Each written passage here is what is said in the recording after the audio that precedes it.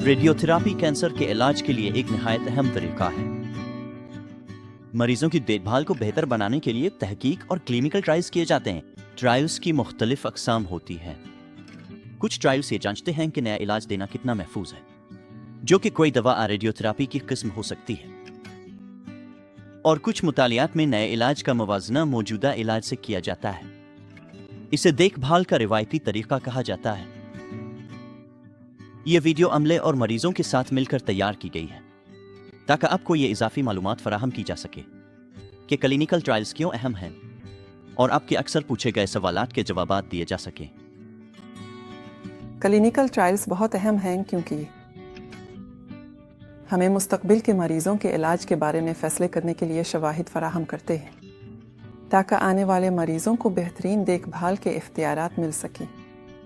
हम हमेशा अपनी बेहतरीन कारकर्दगी दिखाना चाहते हैं ताकि मरीजों को बेहतरीन इलाज के साथ बेहतरीन तजुर्बात फराहम कर सके अपने शोबे में। सेहत की देखभाल में जो कुछ भी हम करते हैं वो शवाहिद पर मबनी अमल है। इसलिए आज जो कुछ भी हम कर रहे हैं वो पहले ट्रायल्स, मुतालियात और तहकीक के ज़रिए आजमाया जा चुका है।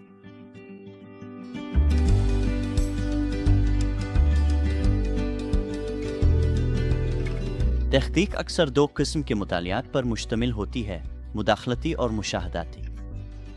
मुदाखलती मुताला वो होता है जब हम मुवाजना करना चाहते हैं किसी रिवायती तरीक़ा इलाज के साथ। मुशाहदाती मुताला वो होता है जिसमें हम अपने शोबाए कार में रसविला इलाज के बारे में मज़ीद समझने की कोशिश करते हैं। मसलन ये देखना कि कोई ट्यूमर किसी ख़ास इलाज पर कैसे रद्द अमल देता है।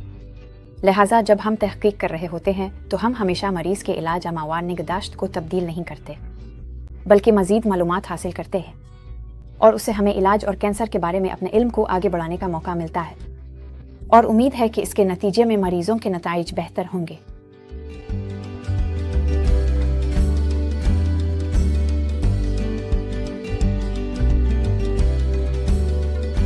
खास तौर पर रेडियोथेरेपी बहुत तेज़ी से तरक्की कर रही है, लिहाजा हमारे लिए उन नई टेक्नोलॉजीज़ को शामिल करने का बेहतरीन तरीका और उन्हें ज़्यादा तेज़ी से अपनाने का तरीका यह है कि हम मरीज़ों का मुताला आजमाइशी मराहिल में करें।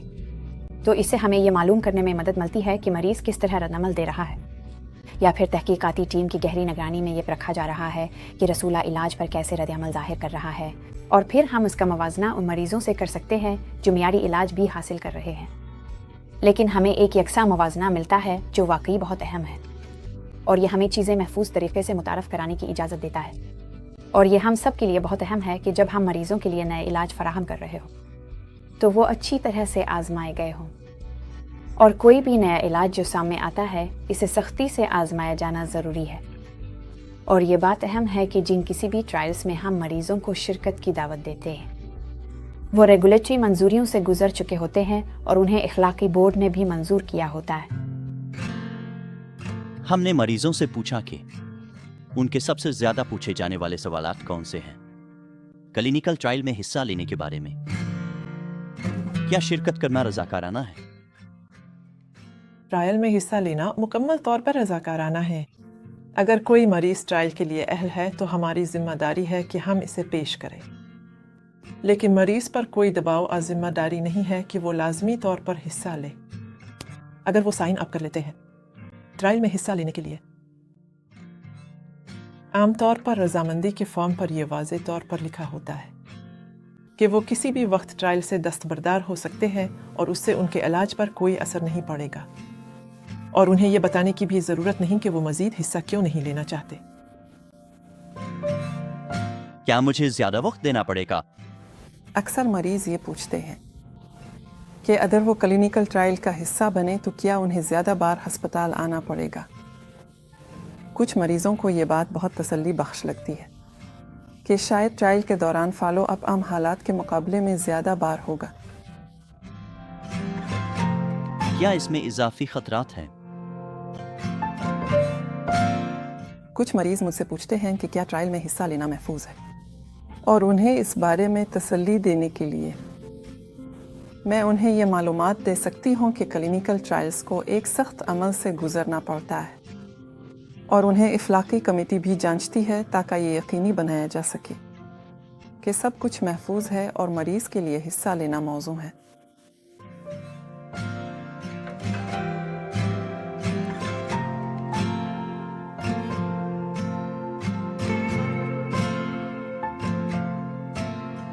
تو ریڈیو تھراپی کینسر کے مریضوں کے لیے واقعی ایک اہم علاج ہے، اور پچھلے 20 سالوں میں ریڈیو تھراپی کے علاج میں نمایاں تبدیلیاں آئی ہیں۔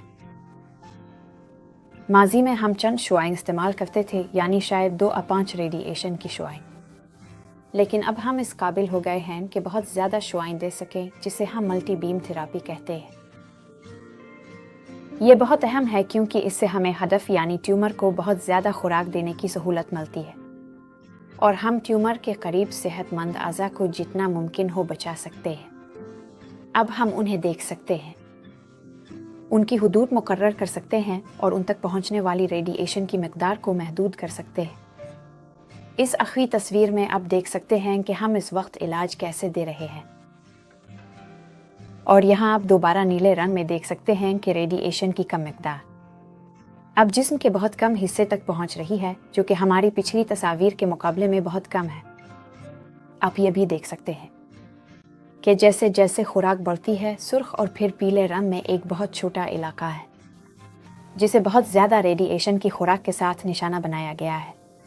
تو کلینیکل ٹرائلز نے پروسٹیٹ کینسر کے مریضوں کے علاج کے دورانیے میں نمایاں فرق ڈالا ہے۔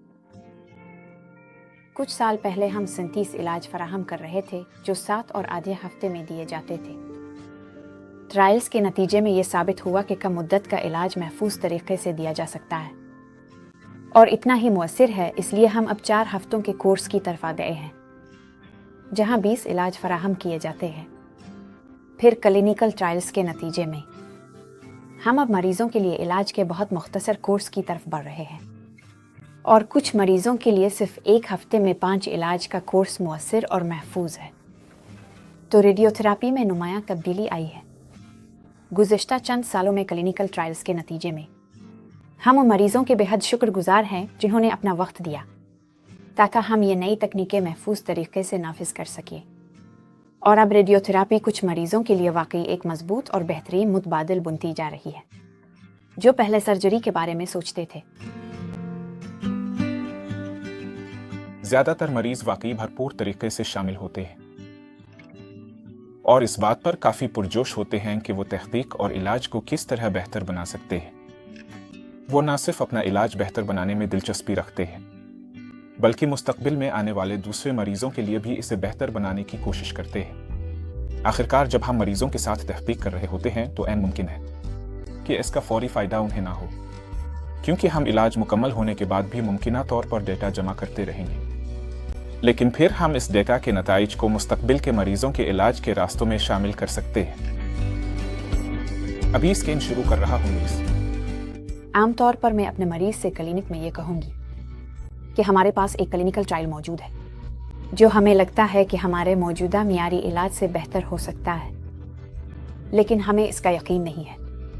تو ہم چاہتے ہیں کہ آپ کو اس تحقیق کے بارے میں کچھ معلومات دیں تاکہ آپ گھر جا کر اس پر بات کر سکیں اور پھر واپس آ کر ہمیں بتائیں کہ کیا آپ اسے آگے بڑھانا چاہتے ہیں۔ تو ہمیں لگتا ہے کہ یہ علاج معیاری علاج سے بہتر ہو سکتا ہے۔ ہم ہمیشہ یہ انتخاب نہیں کر سکتے کہ آپ کو وہ علاج ملے یا معیاری دیکھ بھال۔ یہی چیز اسے اچھی سائنس بناتی ہے، اور آپ کی آئندہ دیکھ بھال متاثر نہیں ہوگی۔ چاہے آپ علاج کروانے کا فیصلہ کریں یا نہ کریں، یہ مکمل طور پر آپ کی مرضی پر ہے۔ اگر آپ کو کلینیکل ٹرائلز کے بارے میں کوئی سوال یا وضاحت چاہیے تو براہ کرم اپنی کلینیکل ٹیم کے کسی رکن سے بات کریں۔